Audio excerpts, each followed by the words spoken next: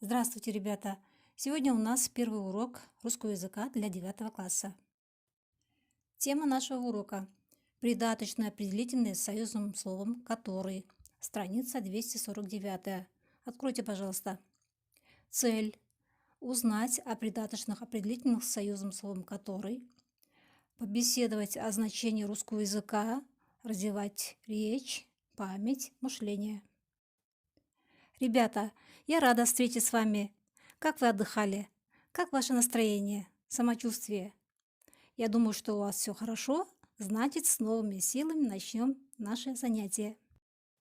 Сейчас у нас повторение. Что такое сложно подчиненное предложение? Какие бывают сложно подчиненные предложения? Обратите внимание на интеллект-карту. Сложное предложение, в котором одно предложение подчинено другому, называется сложноподчиненным предложением. Сложноподчиненные предложения делятся на 3 группы. Вы видите их на интеллект-карте. Сложноподчиненное предложение с придаточным обстоятельственным, с придаточным изъяснительным и с придаточным определительным. В сложноподчиненном предложении с придаточным определительным есть такие союзные слова: который, кто, куда, что, откуда, какой, где. Итак, придаточное определительное с союзным словом «который».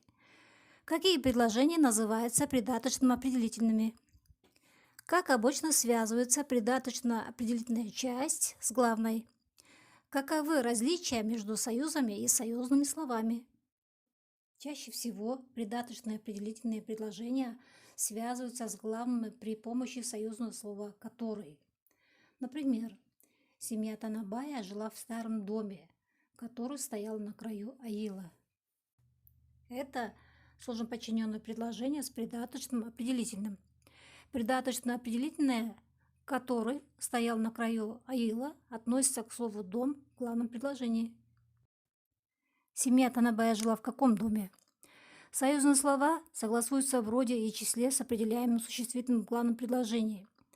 Здесь союзное слово «который» является подлежащим придаточного предложения, употреблено в именительном падеже. Также союзные слова согласуются с определяемым словом главного предложения в косвенных падежах с предлогами и без предлогов и могут быть дополнением. Например, мой брат, которому исполнилось 18 лет, стал студентом университета.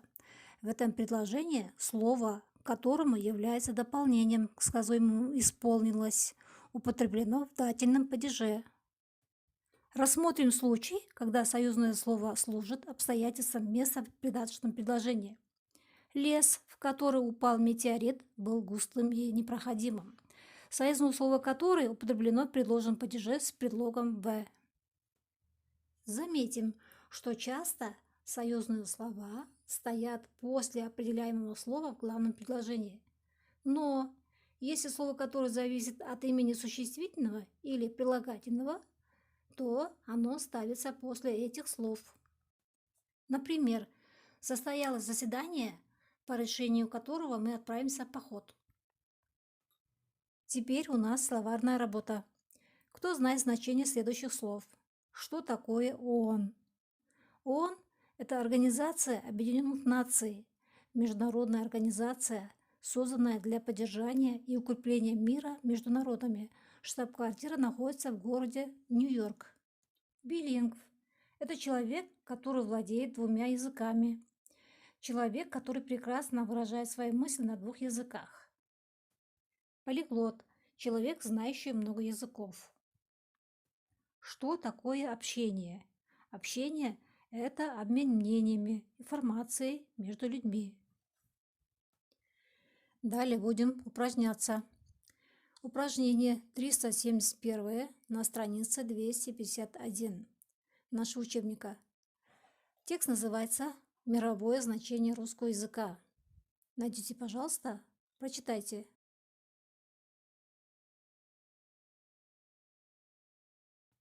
О чем этот текст? О значении русского языка в мире. Русский язык является одним из рабочих языков ООН наряду с английским, французским, испанским, арабским и китайским языками. Русский язык богат и выразителен. Запомним слова замечательного писателя Куприна. Русский язык в умелых руках и в опытных устах красив, певуч, выразителен, гибок, послушен, ловок и вместителен. Русский язык является языком межнационального общения. Для многих людей в Кыргызстане он второй родной язык. Русский язык – язык Пушкина. Чингиз Айтматов писал: «Кто полюбит Пушкина, тот не может не полюбить русский язык». Ребята, многие из нас владеют кыргызским и русским языками. Значит, мы кто? Правильно, билингвы. А те, кто знает много языков, это полиглоты. А теперь выпишем из этого текста сложно подчиненное предложение с придаточными определительными. Подчеркнем слова в главном предложении, к которым относятся эти придаточные. Обобщим наш урок. Чем отличаются придаточные определительные от других видов придаточных? Какими членами придаточного предложения могут быть союзные слова? От чего зависит род, число и падеж союзного слова придаточных определительных? Ребята, запишем домашнее задание. Страницы 252 и 253. Упражнение 372 выполним письменно. Читать. Страницы 249 и 251. Я жду ваши выполненные домашние задания. До свидания, до новых встреч!